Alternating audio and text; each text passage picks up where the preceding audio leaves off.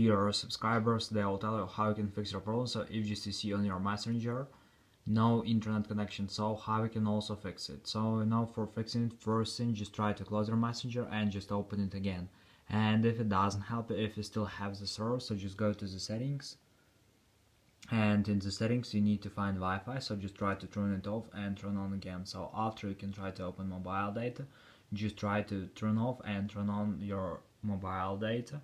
So after, you can try to turn on airplane mode, wait for a second and just turn it off.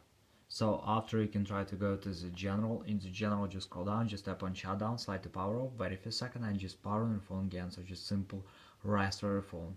And if you still have the server, so just try to update your messenger app, so just go to App Store.